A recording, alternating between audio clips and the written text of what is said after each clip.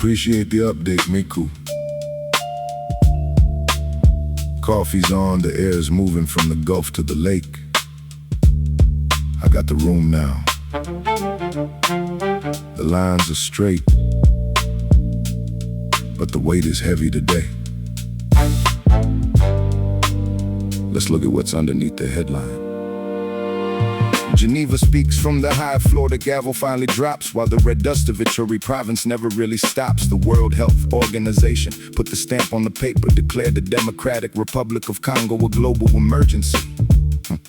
It's the Bundibugyo strain moving through the Congo soil, a different kind of fever making the blood of the people boil. No vaccine on the shelf, no immediate cure in the protocol. Health officials on the ground doing the math with zero variables, trying to build containment lines out of hope and thin air. The news is the declaration, the reality is the bodies. Notice the phrasing. It becomes a global health emergency, which means the globe finally feels the draft.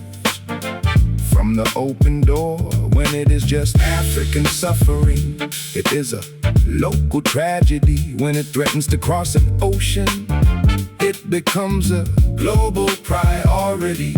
The geometry of empathy is always drawn from the center out, and we know exactly who placed themselves in the center.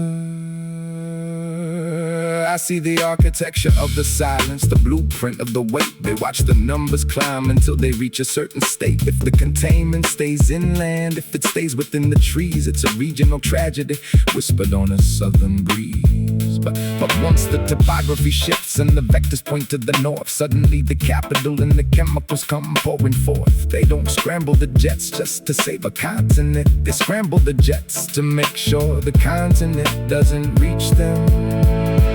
Notice the phrasing. It becomes a global health emergency, which means the globe finally feels the draft. From the open door, when it is just African suffering, it is a local tragedy. When it threatens to cross an ocean, it becomes a global priority. The geometry of empathy is always drawn from the center out, and we know exactly who placed themselves in the center. Look at the lines on the map. Look where the borders get thick and where they get thin. A disease doesn't know what a passport is, but a cure certainly does. They don't move when we bleed. They move when they realize the wind is blowing north. The emergency wasn't born today. It just finally got its passport. The DRC is fighting it right now. They've been fighting it. We'll see who actually shows up to heal, and who just shows up to build a fence.